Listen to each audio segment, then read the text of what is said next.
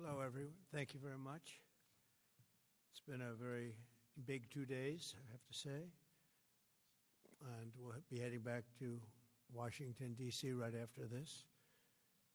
And I'd like to wish everyone a very good evening. And over the weekend, the United States military and the Israeli Defense Forces continued Operation Epic Fury very successfully. Over the past 9 days, we've carried out some of the most powerful and complex military strikes and maneuvers the world has ever seen. Now, you add that up to all of the other things, Midnight Hammer, getting rid of the nuclear threat from Iran, which was a big moment in history, in my opinion, and the great success we've had in Venezuela and all other places. Every place we've gone, we've had tremendous success. But while we're doing all of these things, we're achieving major strides toward completing our military objective. And some people could say they're pretty well complete. We've wiped every single force in Iran out very completely. Most of Iran's naval power has been sunk. It's on the bottom of the sea. It's almost 50 ships. I was just notified it's 51 ships. I didn't know they had that many. Didn't last very long. And these are fighting vessels. They're meant to fight, but they're not meant to fight against us. We continue to target Iran's drone and missile capabilities. Their drones are way down. Their drone manufacturing has been hit starting today. We know all of the places they manufacture the drones, and they're being hit one after another. Their missile capability is down to about 10%, maybe less. We're also hitting where they make missiles and where they deliver missiles. We've struck over 5,000 targets to date, some of them very major targets, and we've left some of the most important targets for later in case we need to do it. If we hit them, it's going to take many years for them to be rebuilt, having to do with electricity production and many other things. So we're not looking to do that if we don't have to. But they're the kind of things that are very easy to hit, but very devastating if they are hit. We are waiting to see what happens before we hit them. We could take them all out in one day, but it's all resulting in a 90% decline in various things, but in particular, Iranian missile launchers and 83% drop in drone launchers. As you know, the drone launchers are pretty well shot, but we're at over 90% decline in the Iranian missile launchers, which is very hard to reproduce and very hard to get. And usually what we were able to do through great equipment, a lot of smart people, as soon as they sent a missile up from a launcher, we were able to knock out that launcher within a period of 5 minutes or less, accurately right on the noggin. So now we have low-cost interceptors effectively combating Iranian drones, and our B-2 bombers recently dropped dozens of 2,000-pound bombs to destroy missile launchers all over Iran and buried deep under Iranian soil in many cases. The soil was no match. And we're also annihilating the manufacturing base that the regime uses to build drones and missiles at a rate that nobody thought was possible. We're knocking them out. We know where they all are. We're knocking them out very quickly. We're ahead of our initial timeline by a lot. I would say that we probably would not have thought after a month we'd be here, in addition to the fact that we've taken out the leadership twice and maybe 3 times. And we, as you know, we want to be involved. We don't want another president that maybe wouldn't be willing to do what I'm willing to do for the good of the world, for the good of our nation, to be stuck with the situation in 5 years or 10 years from now. So we think they should put a president in, or the head of the country in, that's going to be able to do something peacefully for a change. They've been doing this for 47 years, killing people for 47 years, whether it's the barracks or even the SS Cole, where they were involved very strongly. They always denied it. But where they were very strongly involved, and all of the people that died through the roadside bombs died and are right now walking around with no legs, no arms, a face that's been so badly damaged. The Iranian regime has been attacking Americans and spreading terror for 47 years, and despite these countless opportunities to renounce their nuclear ambitions, which they had just a short while ago, they told Mr. Witkoff, who is standing right over here, they said, they actually said, we want to keep building. Essentially, in a real nutshell, we want to continue to build nuclear weapons. If we didn't knock out Midnight Hammer, if we didn't knock out their Iranian potential, if we didn't do that with Midnight Hammer, they would have had a nuclear weapon. They would have used it long before now. And at a minimum, Israel would have been annihilated. I was very lucky that we had the courage to do that, that we had the talented pilots and the great equipment. The B-2 bombers are unbelievable. We ordered 25 more, by the way, the newer, better version. We have the greatest military in the world. We have the greatest equipment in the world by far. You see that no matter where we go. You still need the people, though, to operate it and to use it. And those are the people that we cherish. Even after we obliterated their key nuclear sites in Operation Midnight Hammer, they never negotiated in good faith. They still continued to say, we want to build nuclear. We want enrichment at levels that were unacceptable. And they even turned down an offer for unlimited free nuclear fuel forever for civilian purposes. We had people offering them free nuclear fuel. They weren't interested in that because they wanted to build a nuclear weapon. So instead, the regime was trying to reconstitute its weapons program at a different site. They couldn't go back to where they were, the 3 sites that we obliterated. But they were starting work at another site, a different site, different kind of a site. And that was protected by granite. They wanted it protected. Granite's pretty good, but they wanted it protected by a lot deeper. They wanted to go a lot deeper, and they started the process while rapidly building conventional ballistic missiles. They were going to do it all at the same time. It threatened our overseas bases and soon could have reached even our homeland. The regime's intention was to use this exponentially growing ballistic missile threat to make it virtually impossible to prevent them from obtaining a nuclear weapon. So as you probably saw, they had a tremendous number of missiles, most of which are now being used or destroyed, and very unsuccessfully used because we have been able, for the most part, to shoot them all down. What incredible technology. The Patriots have been unbelievable, and other things. And the laser technology that we have now is incredible. It's coming out pretty soon. Where literally lasers will do the work of, at a lot less cost, do the work of what the Patriots are doing or what other things are doing. The situation was very quickly approaching the point of no return, and the United States found it intolerable, in my opinion, based on what Steve and Jared and Pete and others were telling me, Marco, so involved, that I thought that they were going to attack us. I thought they would, if we didn't do this at the time we did it, I think they had in mind to attack us. And if you notice, they did something which was very foolish, very stupid, I would say. They attacked their neighbors. And their neighbors were largely neutral, or at least weren't going to be involved, and they got attacked.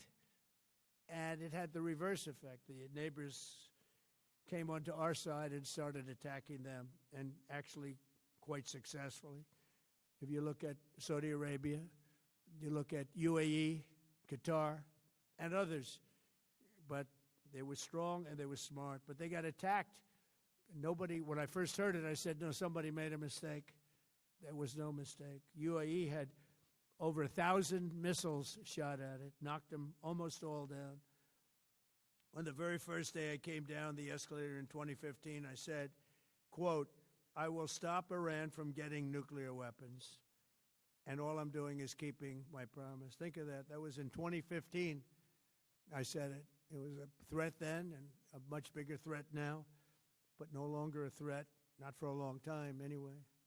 We want to keep it that way. As we continue Operation Epic Fury, we're also focused on keeping energy and oil flowing to the world.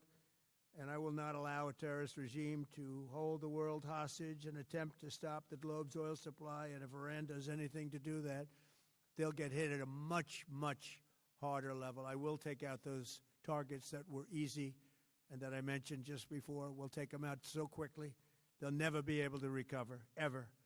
If they want to play that game, they better not play that game. In the long run, oil supplies will be dramatically more secure without the threat of Iranian ships, drones, missiles, nuclear menace, or anything. So the Strait of Hormuz is going to remain safe. We have a lot of Navy ships there. We have the best equipment in the world, inspecting for mines.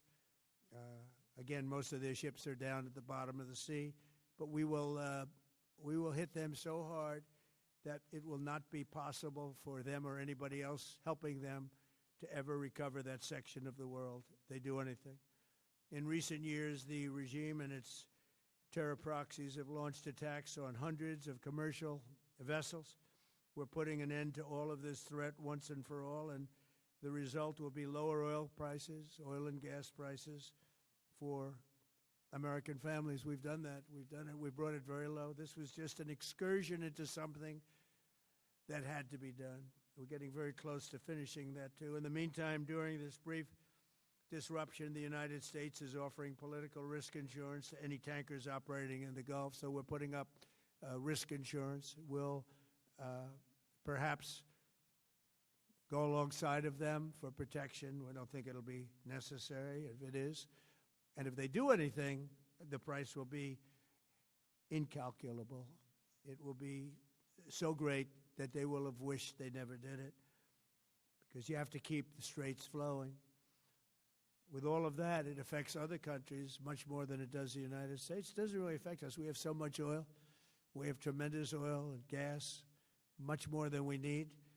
We have Venezuela now as our new partner, great partner. They've worked out so wonderful. We're working with the administration, the president, and it's a massive source of oil, gas, everything.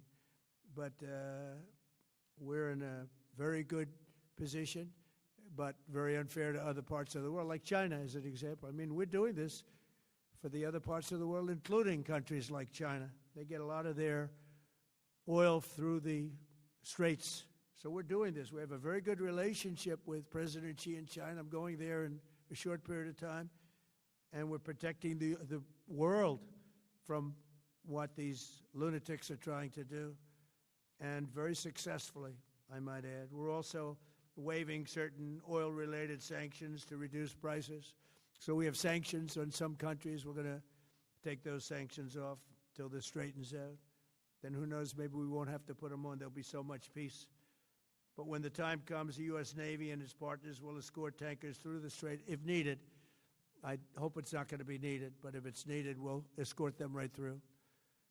And we have the greatest mine-sweeping ability. We have the greatest ships, and all of the, we know exactly where they're placed. We'll get them out of there very fast, but we hope we don't have any of that. And again, if they do that, if they play that game, we're going to hit them at a level that they have not seen before. So we're winning very decisively. We're way ahead of schedule. Our military is the greatest in the world, with the greatest equipment and the greatest people in the world. Nobody's ever seen anything like it.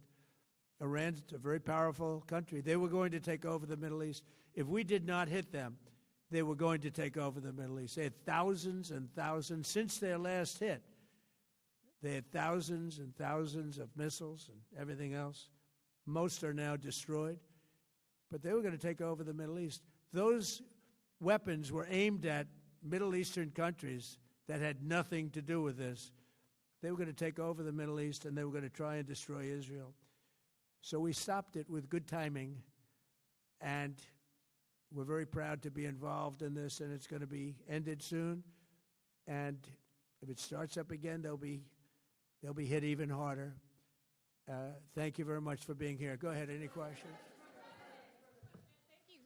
Thank you so much. Go ahead. Do you approve of Iran's new supreme leader? And secondly, can you tell us more about your call with Russian President Vladimir Putin today? Yes. What did you discuss? Yes, I had a very good call with President Putin. We had a lot of people on the line from our side, from his side. We were talking about Ukraine, which is just a never-ending fight.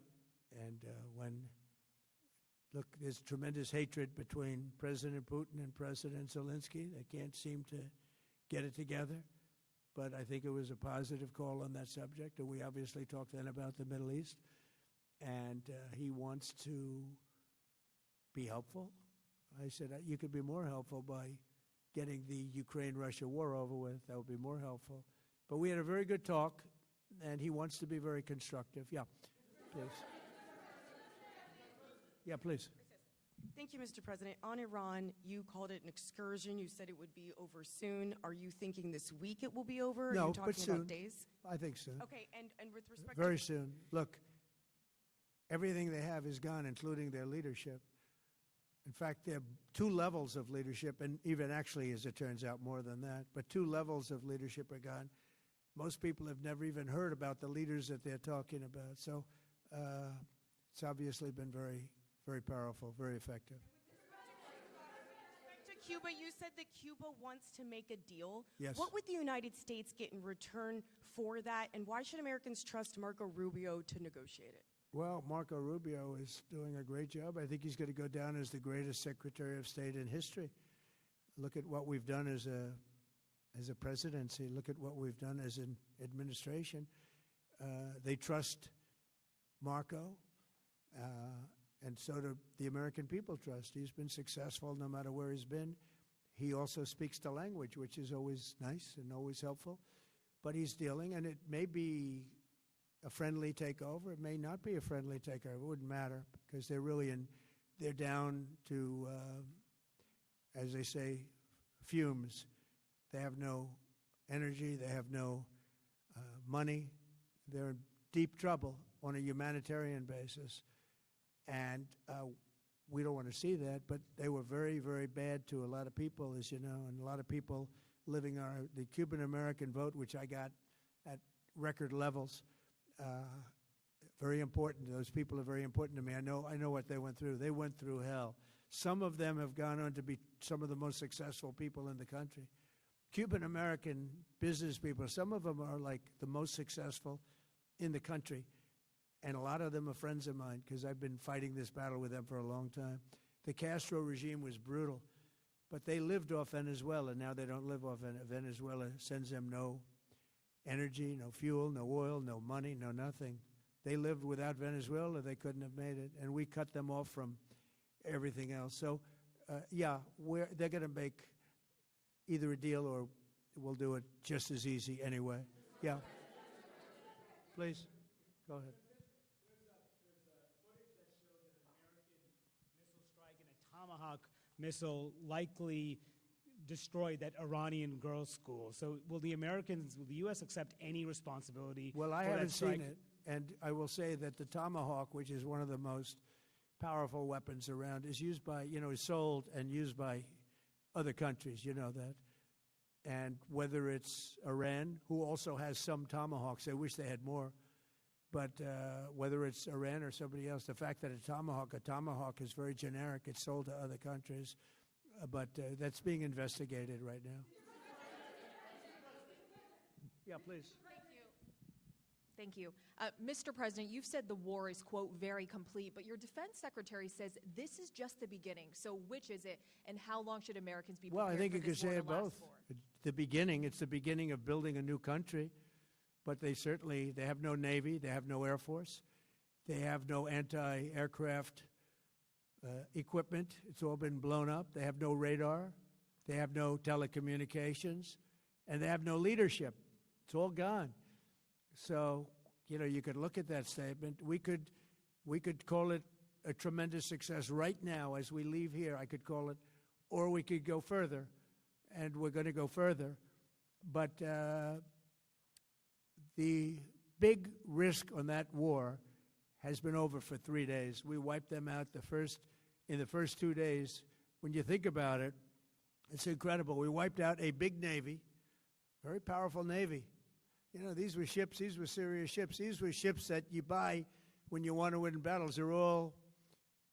They're all on the bottom floor. The sailors are all running off the ships. They refuse to get on the ships. The Air Force is gone. Everything's gone. The missiles are down to a trickle. The drones are down to probably 25%, and they'll soon be down to nothing. We'll have where they manufacture the drones are under fire as we speak. They're being hit. So the rest is going to be a determination as to my attitude, along with the people in the Trump administration, what we want to do. Thank you. Yeah, please. Can I ask you, you mentioned you were going to waive certain additional oil waivers or sanctions. Can you talk a little bit more about that and address in particular? Well, we're looking to keep the oil prices down. We went artificially up because of this excursion into a very positive thing. I mean, this was an excursion that a lot of people wouldn't have done. I knew oil prices would go up if I did this, and they've gone up probably less than I thought they'd go up. But I don't think anybody thought we were going to be this quickly successful. This was a military success, the likes of which people haven't seen. We have the best military. We have the best equipment. We have, I believe, the best generals. We have the best. And this went very quickly. We talked about that with President Putin. He was very impressed with what he saw because nobody's ever seen anything quite like it. You know, Iran was a very powerful military country with all of the missiles. Now, you had the double attack. You had the original attack with us and Israel, and that knocked them for a loop. Then you had the B-2 bombers, which took out their nuclear capability, and they would have had a nuclear weapon within 2 weeks to 4 weeks. And they would have used it long before this press conference. And we might have had a much different press conference if we had a press conference at all. But it's been amazing. The military success that we've had is truly unprecedented. You've told your congressional colleagues that you will not sign any piece of legislation until the Save America Act is passed. Does that include the confirmation of Senator Mullen as your next DHS secretary? Does that mean a DHS funding bill? And Senator Thune said today it's not a matter of whether or not your Republican colleagues agree with the policy. It's about changing the process. In other words, getting rid of the filibuster to get there. So in order to get it, you're going to need Democrat votes. And what we're saying is the Save America, not the SAVE Act, which nobody knew what it was, the Save America Act, the Save America Act. And that's voter ID. We want voter ID. We want to be able to see a picture of the voter. We want to be able to see that the voter is legitimate. We want, very importantly, confirmation that this voter is a citizen of the United States of America, and we want no mail-in ballot scams. So we have exceptions for the military, for sick, for disabled, and for people that are away, business trips or whatever.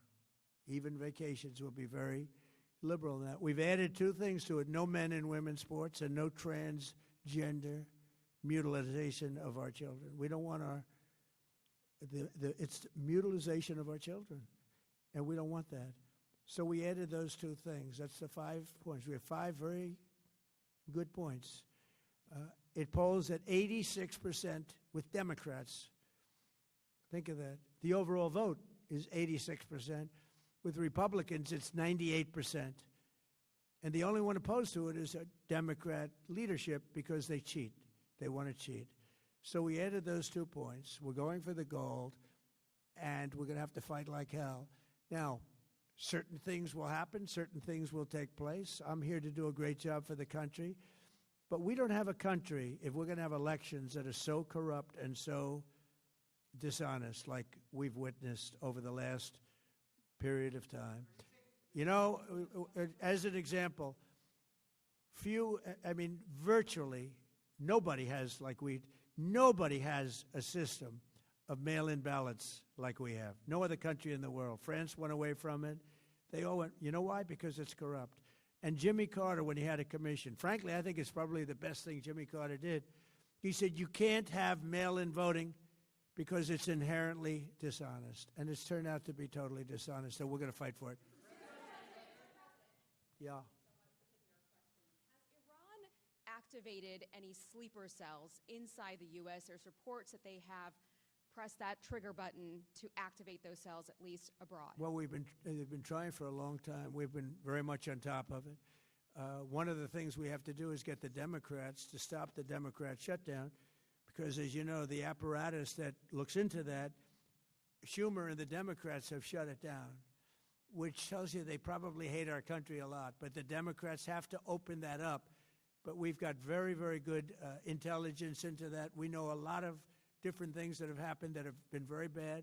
A lot of them came in during the Biden open border period, but we have them under, we've got them, we're watching every single one of them. Yeah, we know a lot about them. The biggest problem we have is the Democrat shutdown. We know a lot about them, but the shutdown doesn't allow us to do what we have to do. Do you have to take him out? Does he have a target on his back? You mean the new supreme leader? You mean the son? How can there be in Iran with Well, another I don't Ayatollah? want to say that, but you know, I was disappointed because we think it's going to lead to just more of the same problem for the country. So I was disappointed to see their choice. Thank you, sir. You've said you have someone in mind to be the new Iranian leadership, if not the Ayatollah's son. What are you looking for in that person? Are you looking at someone internal, given that you just said that their leadership has been I decimated like the and idea of, wiped out? internal and eternal, come to think of it. But I like the idea of internal because it works well. I mean, I think we've proven that so far in Venezuela. We have a woman, Delcy, who has been, president of the country, very respected, she's doing a great job. And it's, no disruption. We had, as you remember, Iraq, where everybody got fired.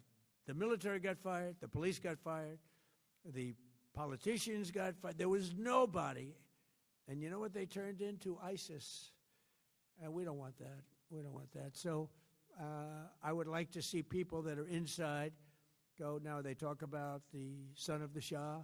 They talk about other people. But, hasn't been there in many, many years. We have a formula that's been very good so far, and I think it'll continue to be good. The relationship is extraordinary with Venezuela, smart country. We've taken out 100 million barrels of oil. It's right now in Houston being taken care of and made so beautiful. And you have to see this at work. They have, it's brought to the refineries. It's being refined in Houston, which is made exactly for that product. And so far, but it's 100 million barrels of oil, and now they have another 100 million barrels coming. And it's like a partnership. We're getting along so well with them. It's great for Venezuela, and it's great for the United States. Yeah, please go ahead. Mr. President, you just suggested that Iran somehow got its hands on a tomahawk and bombed its own elementary school on the first day of the war. But you're the only person in your government saying this. Even your defense secretary wouldn't say that when he was asked, standing over your shoulder on your plane on Saturday. Why are you the only person saying this? Because I just don't know enough about it. I think it's something that I was told is under investigation. But tomahawks are used by others, as you know. Numerous other nations have tomahawks. They buy them from us. But I will certainly, whatever the report shows, I'm willing to live with that report. Yeah, please. You said earlier that we've already won in many ways, but we haven't won enough. What do you consider enough? What's your baseline? Where they're for this not going to conflict? be starting the following day to develop a nuclear weapon. Where they'll look at that man and some other people from the administration and say, all right, we're not going to do it. They were not willing to say that. And when Steve called up and he said that to me, I said, well, here we go. Let's do it the hard way. But the hard way, I think, is probably the easy way.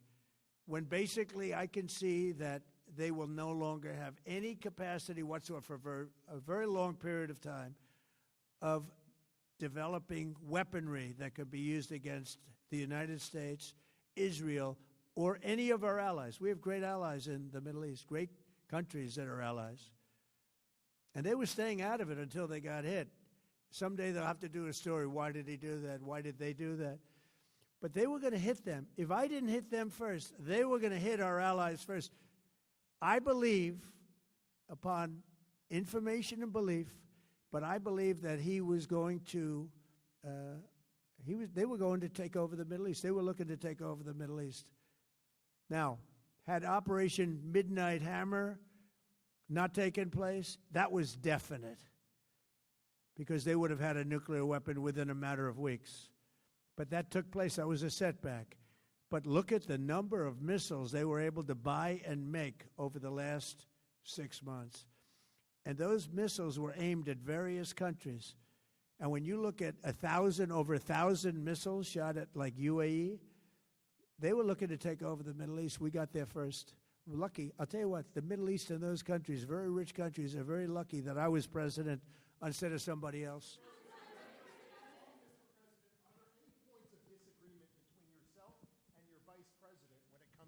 Action in Iran? I don't think so, no. No, we get along very well on this. He was, I would say, philosophically a little bit different than me. I think he was maybe less enthusiastic about going, but he was quite enthusiastic.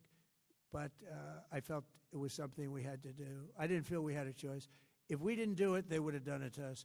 I felt, based on the negotiations that were being had by Steve Witkoff and Jared Kushner and Marco and Pete, and everybody was involved, I felt that they were looking to tap us along before they hit, and I thought they were going to hit. And if they hit us first, that would have been a very bad thing. In the back, please, in the back.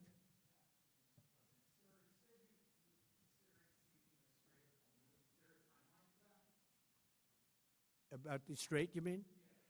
Yeah, well, I want to keep it open. I want to keep it good.